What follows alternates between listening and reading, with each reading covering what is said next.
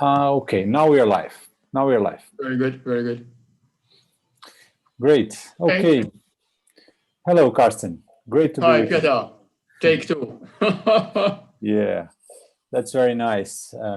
For those who are coming now first time, we have two chats around a year ago. I think a little bit more, right, Karsten? Yeah, well, yes, they did predate the onset of COVID. So we weren't in the current situation. Yeah, and there weren't so many lives at that time, right? No, that is right. That is right. Yeah. So now we are a bit more on the middle of many contents happening all together, right? But yeah, since you posted another day on Facebook that you were the content that you've created, I felt interested on making this recap with you since all this changed. Yes, yes. Right. So I think we can start the conversation. The idea Yes, here sure. is that we do a very quick chat, maybe half an hour. So around 1:30 we'll be ending. So if there is anyone there who's there with us, you can send questions on the chat. Sure. And we'll try to address here, right? So great. So the idea, Karsten, as I told you before, would be to start with the very philosophical question, because we are living in a very philosophical time also, although it's a very also practical time, right? Objective, that's right. Very concrete, but also very subjective. Yes. So the first question from me to you would be, why tourism? Actually, Piatã, when you're sort of even before, preparing and then sharing material, and as part of our UNESCO network on cultural diversity, sort of, we have asked ourselves this. And even the other day, a student of mine in tourism studies who works, she's a tourist guide based here in Malta, actually asked this question: why still tourism? Why do we still talk about it? Apart from the fact that our economies, take places in Brazil, take Malta as a whole, small island states, many places around the world are geared in their economical structure to service tourism. So you can't just say, okay, COVID's here, let's throw away the industry. We need to retrain and rethink and regroup. It's not as easy as that. But I think even if it were easy, or even if maybe there are parts of our societies engaging in a rethink of how to maybe create alternatives to the tourism we knew, maybe investing in other industries, other tertiary sectors, other services related to tourism, or maybe not. I think the philosophical question, as you rightly said, remains. Why tourism? Why do we still sort of relate to it, or miss it, or wish to get back into it, if at all? And being a philosophical question, it is open-ended, because I know people, and sometimes I myself consider this, whether we still have time, not only to rethink, but possibly really to ditch certain areas of tourism which cost too much, cost not only in terms of financial means, in order to organize, say, I don't know, cruise port terminals, expand airports, retrain and reinvest parts of society in certain areas, but other costs as well, maybe environmental, or in the sense of social well-being. One of the big industries in Malta pre-COVID was the cruise liner industry, with many other Mediterranean ports sharing sort of this itinerary of cruise liner ships going around the Mediterranean. And you know how cruise liners operate, and I'm sure our followers do as well. Big sort of cities floating on the sea, as well, very romantic in the idea, all the way from the tragic circumstances of the Titanic onwards to the cross-Atlantic cruise liners, those cruise liners that went to the Orient from a Western and Orientalizing perspective, captured on film. No, recently I saw again Ela Naveva, and the sort of the ship goes, if I had to translate easily myself, 1980, I believe, film by Federico Fellini, the Italian fantastical film director, who this year would have been 100, where he's still alive, where he's got this ship sort of recreating the idea of travel, of fantasy, of migration. And as you know, the big ships were also crucial to the migration. Many Maltese went to Australia, many people from the old world went to the new world, say Sicilians and Italians to America, so on and so forth. So I think even on a philosophical level, even something like the cruise liner should make us stop and think, because there are so many costs related to it. That's why some people would say, oh, if only we could get going again and re-establish ourselves the way we were, flights, cruise liners, travel, anything possible, sort of. I think there are others who are saying, do we really, really, really want to do that? Is it the time to sort of say, hey, let's stop and breathe, let's step back a little bit and see whether we really want to just plunge back into the way things were, if they were possible. And recently I came across an article by the Times of London, where there was like a report, which was also a photo report, of the large number of cruise liners being taken to the dock in Izmir, in Turkey, in the Mediterranean, being stripped, being dismantled, because the owners know that there is no way they could sustain the fleet they have. So while keeping some cruise liners literally afloat, many others are being ditched and broken up and sold for spare parts, because keeping cruise liner in good shape doing nothing costs too much. And the images are impressive. So 5, 6 cruise liners at one point in the dockyards in Izmir, aerial shots, really, really well taken, of these ships being slowly stripped down. Imagine the chrome, the brass, the wood, the boilers, the rooms, the cabins. Apparently, the pianos are being given away, because the workers in the docks in Izmir realize that sort of you can sell a lot, but not everything. And the pianos are sort of being given away as a gift. So if anyone wants a baby grand and they're in the area of Izmir, they should look out for the pianos being given away for free from the docks in Izmir. Again, to come back to your question and conclude, I think we still want to travel and we still want to know more about other people and other cultures, and this will not go away. We still want to move, and not only as the song by Jamiroquai would say, sort of traveling without moving, but traveling while moving. But I think there are different ways we can tackle this, and that is why tourism still is a topic for discussion and for action. I don't know whether you relate to this, Piatã, yourself. Mm-hmm. Well, yeah, interesting to hear this information you said about the how you say cruisers, right? Yeah, the cruise liner ship. Yes, yes. Okay, cruise liner ship. Yeah. Well, many things that you said resonates with what I feel and think. And when I make you this question, this what I call as a philosophical question, which is also very practical, as I said. Actually, what's in my mind is that we can compare with what we are doing now, right? We are talking. I'm in Brazil, you're in Malta, and we're talking, and this is very common today. Everyone is doing this. Which is, we had this huge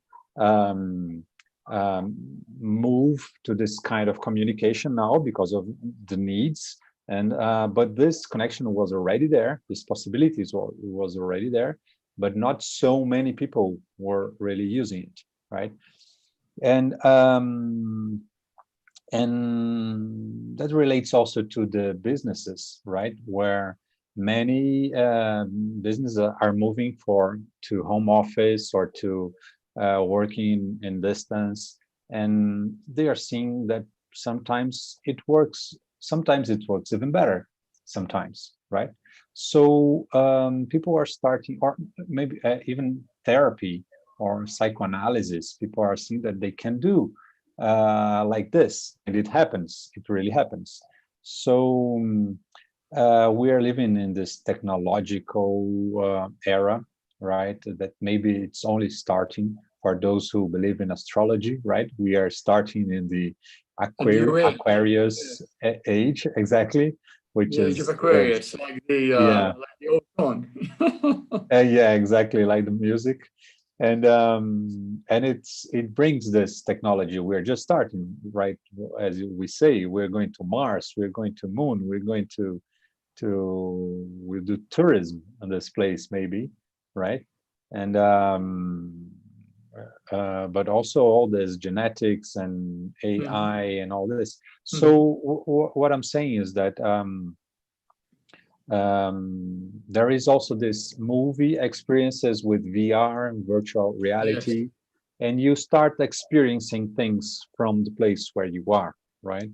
Or even just to go a little bit further on this, even the technology that makes those who are paralyzed from the neck to below and to Yes. connect with your brain, and this way to move something that is in another place. So this this this this comprehension of space, of connection, is changing with this technology. We can even talk about physics with quantum physics, right? With the discoveries about things that are connected, and but they are totally apart Yes. in very distant places, and they have a connection between them. So I'm just saying these things because there is this moment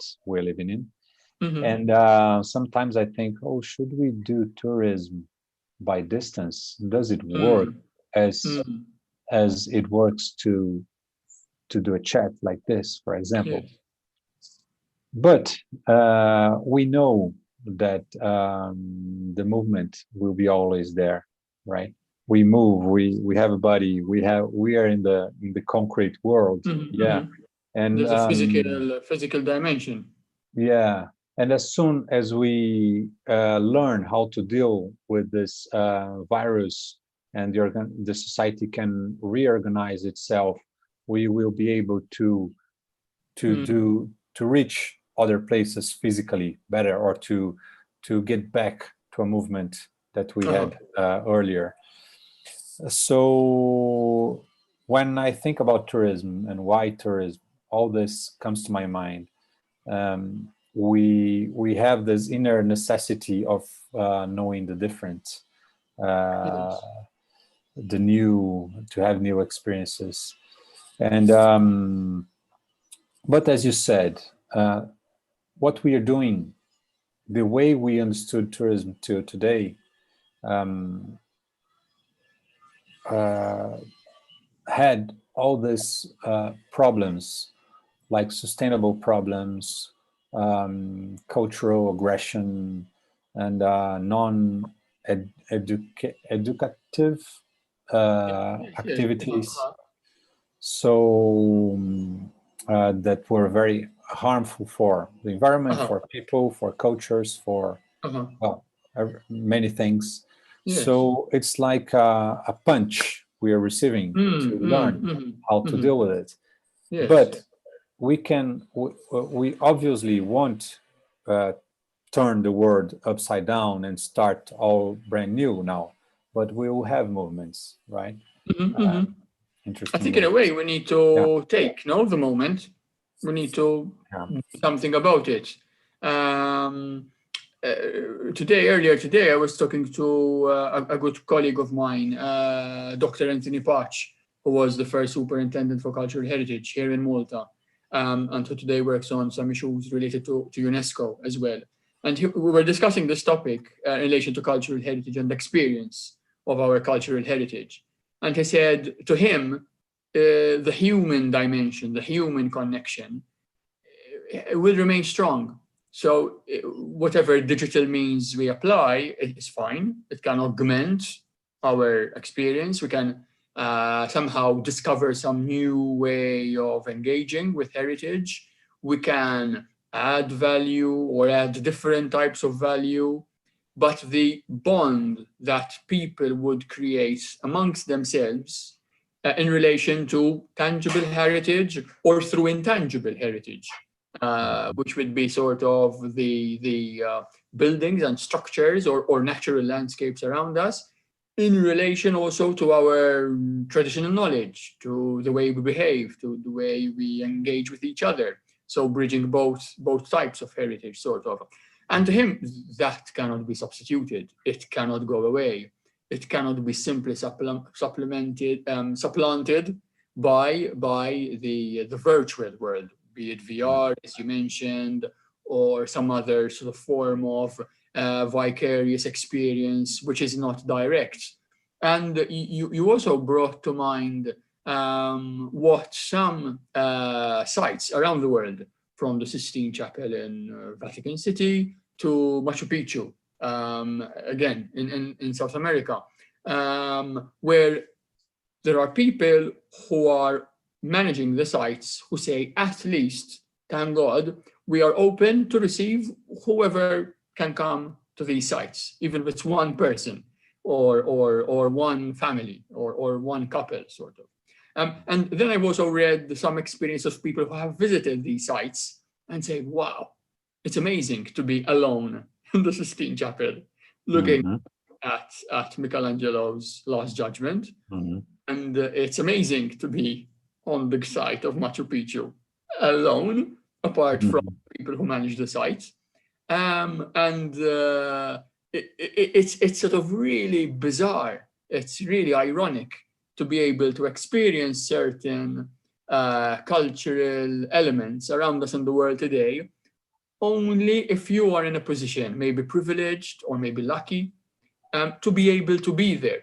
So maybe it's a matter of money or a matter of geography or a matter of access and accessibility. We won't go into that. But somehow it's like being at the right place at the right time, and very, very special to have that type of experience. Because in unusual circumstances in the last few decades, at least, if not even more, with the onset of the Grand Tour about 200 years ago, especially in the Mediterranean area, you would have many people trying to experience the beauty of the Venice canals or the beauty of Sicily. And so it's never a personal, private experience. And maybe it goes against a little bit human nature, that we are social beings, we are gregarious, we like to be together, especially in my part of the world, and I know your part of the world. People tend to do things together, be it a meal or a party, a dance. So how do you find the balance between managing numbers? And that's will remain, I think, an urgent question, because I know that up till a while ago, over-tourism was something which worried many tourist operators. The European Commission, for example, has issued research studies and called for more research and studies on over-tourism even post-pandemic. Now what we see today is the opposite. So will there be a time when we're faced again with over-tourism? Will the measures taken by cities like Amsterdam or Barcelona on trying to control numbers be an issue again? Or will the lack of tourism nowadays going to shape even the future that we are facing? And at this stage, because I know that sort of time is passing very quickly, as certain commentators are already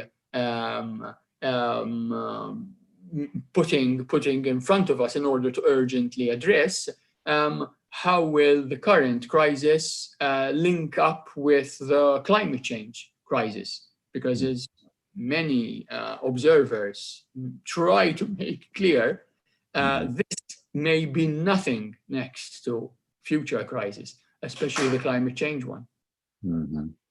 Perfect. I just want to read a comment here before I Yes, get back sure. to the conversation. There is someone called Talal Al Muhanna. I'm not sure if you know Karsten, but there is a comment here. There are lots of digital nomads nowadays who can work from just about anywhere.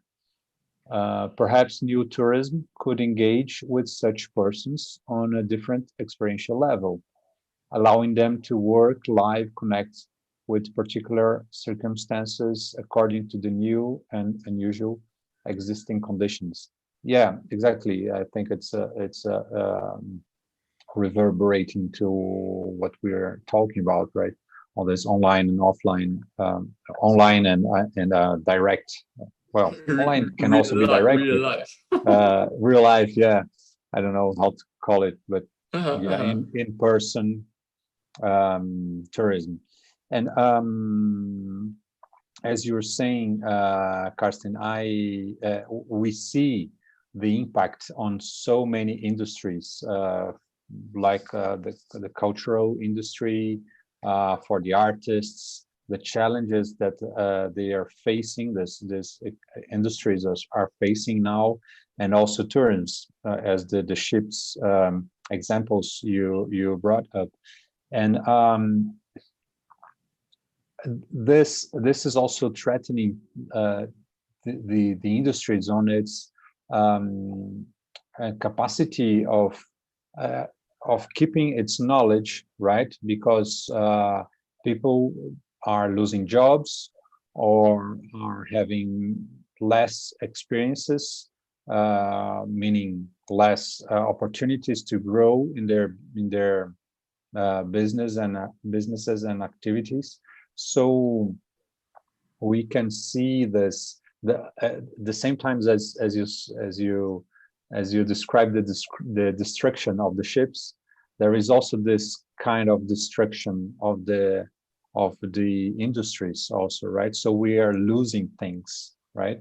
So the challenge also might be to, okay, how do we keep alive, or how do we keep the structure and keep alive on the meaning that we can keep our main basis and keep our knowledge and pass through this storm and maybe see ourselves in a better situation after that. Yes. So that's what I wanted to ask. What are you seeing now that is working or being said that it's a good approach to the situation? It's a very tough question, and I think a lot is being done. And from some research I've been carrying out, a lot is being sort of reported by organizations like the OECD, the United Cities and local governments, the UCLG, that sort of supports even sustainable development goals in relation to urban development, city planning. So a lot is being done. So maybe to mention an example or two, I think what would come to mind would be those sort of cultural operators, tourist operators, who know that somehow they need to hang on to what little remains, but also all the infrastructure which still exists. As I said at the beginning, sort of cruise port terminals, airfields, itineraries, hotels, beaches, beach clubs, they're all there. What do we do with them now? How do we rethink them? How do we restructure them? Clearly, internal tourism will not save the tourism of many tourism destinations. think of the small islands, which depend completely on an international market. I think about those people who say, yes, let's try. Let's look at, I don't know, more sustainable type of tourism, more feet on the ground type of tourism, maybe also related to agriculture, to cultural routes that encourage walking, cycling, camping. I think in a previous conversation, I mentioned my membership in the Phoenicians route, which is one of the 50 plus cultural routes of quality recognized by the Council of Europe, that encourages sort of almost a slow food equivalent in tourism, that you do things slowly, engaging with the territory. But there is a challenge, because much of our industries, as again, my students tell me, those who operate in the tourism industry, are not geared for that type of experience. They are geared for tourists who visit a place for 8 hours because they walk off a cruise ship. They have to catch it again, otherwise they've got a problem moving on. They've spent money. They expect a 5-star experience of a floating hotel. And what they want to do in these 8 hours is, as much as possible, as quickly as possible, which is definitely not slow, experiential, creative, participative, as for example, someone like Greg Richards writes a lot about in his experiences of Spain, of the Netherlands, of the UK, and other places he's very in touch with.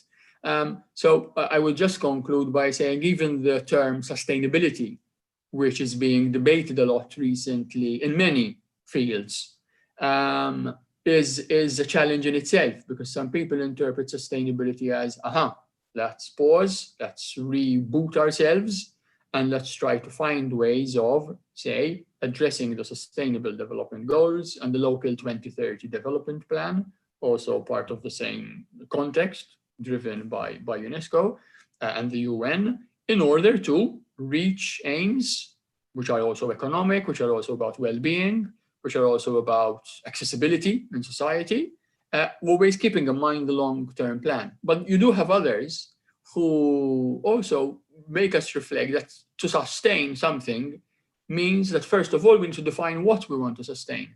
What is the sustainability we are looking for of the way we already did things? Because if we want to change things drastically, then some people say it's not a matter of sustainability, it's a matter of revolutionizing things. It's not enough to be sustainable.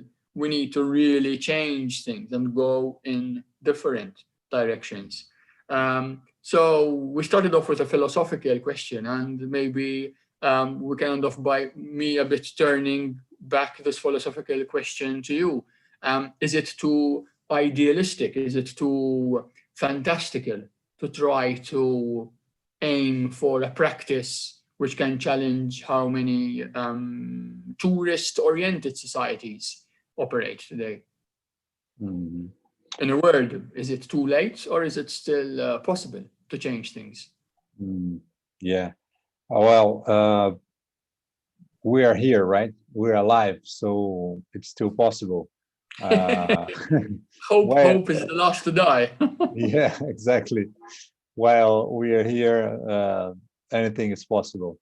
And it turns ourselves to the unique path we can take that can result in something interesting, which is our consciousness, right? That this conversation has also the intent, in a way, to bring our consciousness on this matter, meaning to understand the situation, to know what we want, and this way, how should we move, right?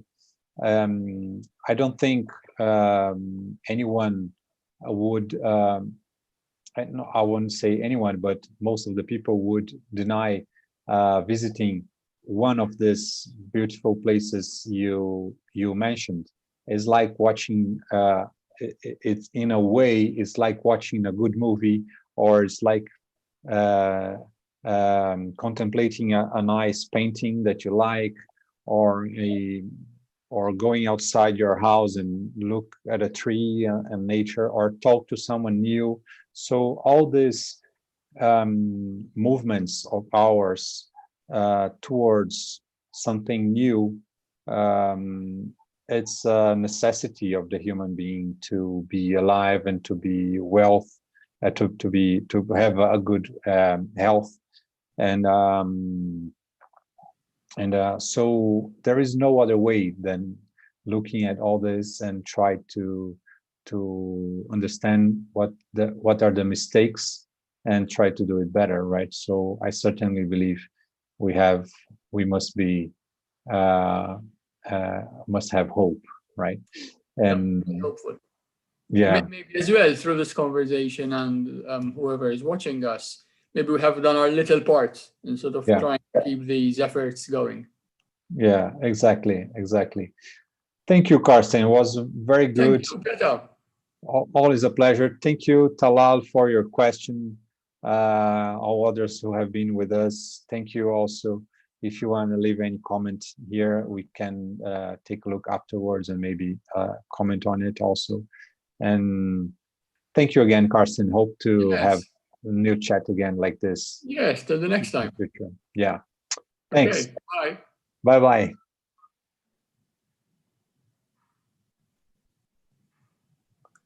Okay, it's concluded there.